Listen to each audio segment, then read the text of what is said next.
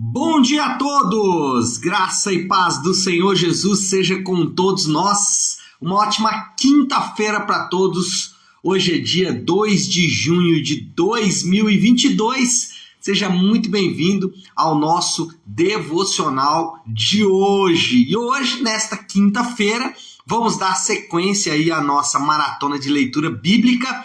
Hoje nós vamos falar de Hebreus 7, 8 e 9. E o tema deste devocional, o tema deste devocional é um chamado superior. Nós estamos falando aí sobre os chamados da carta aos Hebreus e hoje nós vamos falar então deste chamado superior. Eu quero ler um texto aqui que vai nos direcionar em relação ao que nós vamos conversar nesta manhã, que é o que está em Hebreus 9, 27 e 28. Diz assim, Hebreus 9, 27 e 28. Da mesma forma como o homem está destinado a morrer uma só vez e depois disso enfrentar o juízo, assim também Cristo foi oferecido em sacrifício uma única vez para tirar os pecados de muitos e aparecerá segunda vez, não para tirar o pecado, mas para trazer salvação aos que o aguardam. Eu não sei vocês, mas eu fico impressionado com a riqueza de apenas 2 versículos, né? No caso aqui, os versículos 27 e 28 do capítulo 9, 2 versículos altamente ricos, não só de ensino, mas também de esperança, não só de ensino e esperança, mas também de conforto ao nosso coração em relação ao futuro. A palavra de Deus, ela é linda nesse sentido, ela deixa o nosso futuro de forma muito clara, muito objetiva, de forma que não precisamos buscar conhecer o nosso futuro a não ser através da palavra de Deus. Mas, quando a gente olha para os capítulos anteriores, e eu peguei esse versículo para mostrar que Cristo é superior, mas nos capítulos anteriores, 7, 8, né, finalizando aqui no 9, você vai ver que Jesus, ou o escritor de Hebreus, apresenta Jesus como superior à antiga ordem. E aqui eu falo da antiga ordem do Antigo Testamento. Contudo, o Antigo Testamento, a antiga ordem, tinha o seu valor. Eu, às vezes, fico chateado com pessoas que desvalorizam o Antigo Testamento. Não, o Antigo Testamento tinha o seu valor, mas ele foi substituído por uma ordem superior. Ele foi substituído por algo superior, que é o que nós vemos aqui nesses capítulos que nós ressaltamos. E o autor de Hebreus vai mostrar isso em pelo menos 3 aspectos, em que a antiga ordem foi superada pela nova ordem. Primeiro, Jesus, ele é o sacerdote superior, é o que o escritor começa a dizer aqui no capítulo 7. Os sacerdotes no Antigo Testamento, você vai se lembrar, eles ofereciam sacrifícios o ano todo. Eles tinham um trabalho que era um trabalho árduo, que durava o ano todo. Além disso, o sumo sacerdote entrava no Santo dos Santos uma vez por ano. Só que os seus trabalhos, os trabalhos desses homens de apresentar esses sacrifícios, eles eram ineficazes. Por quê? Porque eles apontavam para uma realidade, mas eles não eram a realidade. Jesus, ele ofereceu o sacrifício definitivo. Aquilo que o Antigo Testamento apontava, Jesus cumpre. Os homens do Antigo Testamento, eles eram alcançados por acreditar na promessa que estava por trás dos sacrifícios. Jesus é o sacrifício definitivo, é o sacrifício real e é o sacrifício oferecido de uma vez só. Eu me lembro de alguns anos atrás, eu estava dando uma aula sobre salvação, sobre soteriologia e salvação pelas obras e tal, e aí eu perguntei para alguém assim, né, alguma coisa relacionada a como você é salvo. E aí alguém respondeu para mim assim, pastor, eu estou tentando ser salvo. Aí eu falei assim, mas como assim você está tentando ser salvo? E ele respondeu para mim dizendo o seguinte, Eu tento manter uma vida de santidade, eu tento fazer as coisas certas, nem sempre eu consigo, mas eu tento ali, né, ter uma vida de santidade, eu tento ter um casamento bom, eu tento pagar as minhas contas em dia, eu tento ser salvo. Qual era o erro desse nosso irmão? É que ele estava pensando a vida a partir de erros e acertos.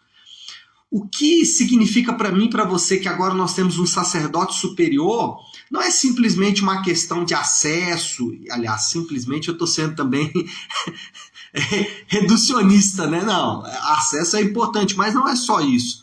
Quando a gente fala de Jesus como sacerdote, ele também está dizendo que a vida agora não é mais baseada ou não é medida por erros e acertos. A vida do cristão, ela não é mais medida desta forma. Nós não olhamos para os nossos erros e os nossos acertos, os nossos erros com dor, os nossos acertos com louvor, porque o Evangelho nos dá, ou Cristo como esse sacerdote superior, nos dá novos parâmetros. Então, os nossos erros são cobertos por Jesus e eu não deixo de errar porque eu quero obter vantagens em não errar. Eu não deixo, eu não erro mais, não é porque ao não errar eu vou obter vantagens.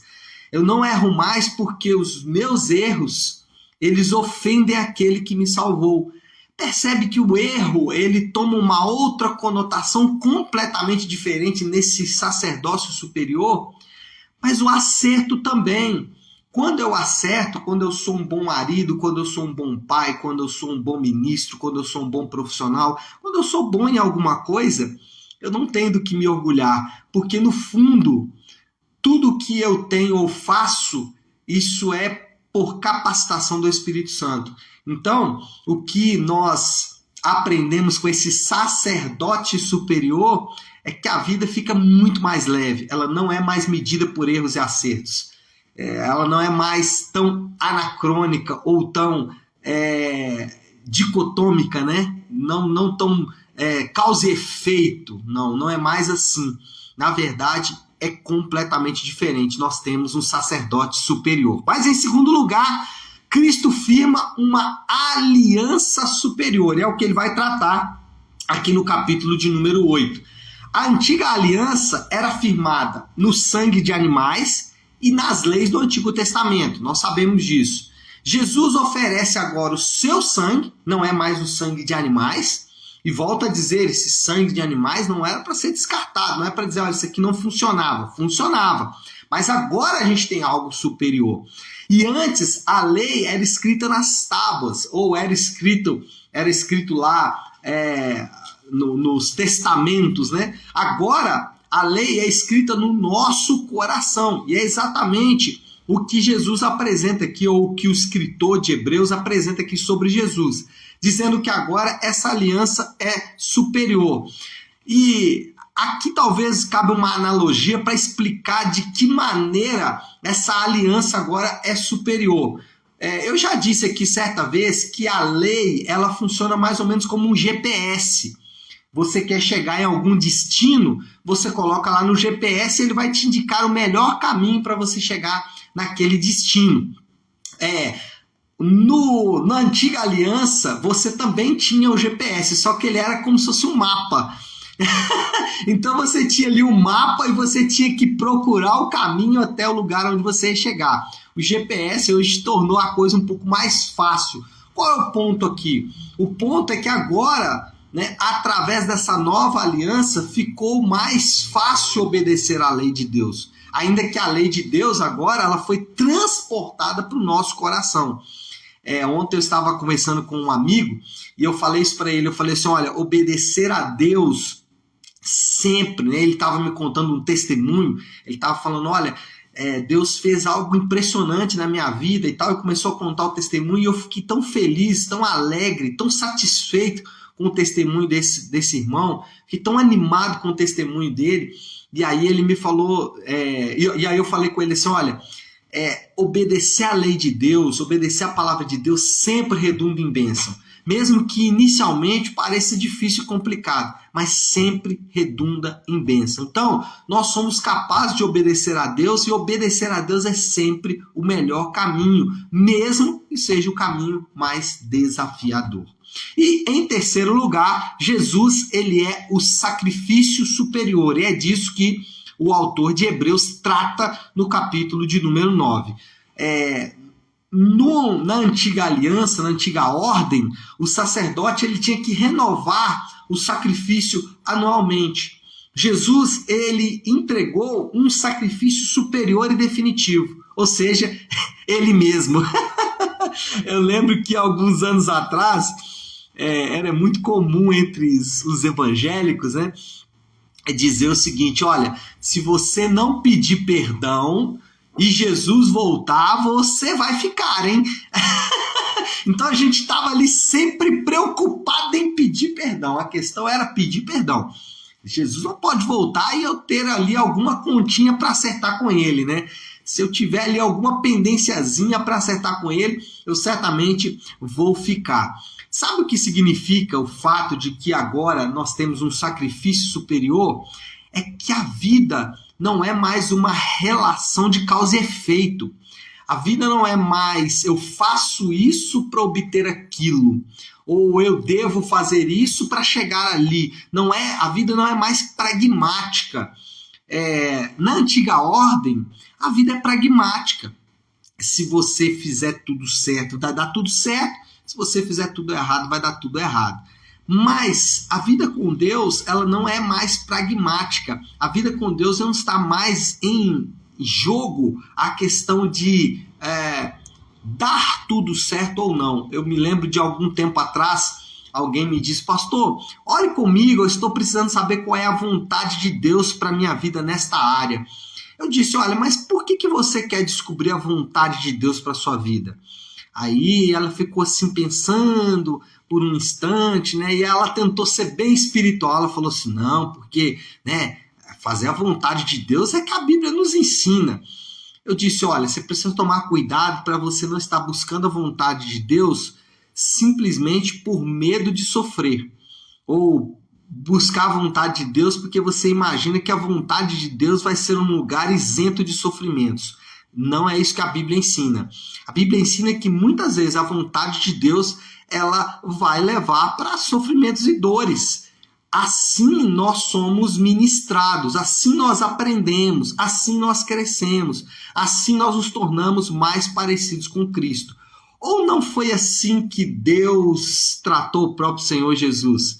Nós lemos aqui em Hebreus mesmo que ele aprendeu a obedecer pelo sofrimento. Olha que coisa doida.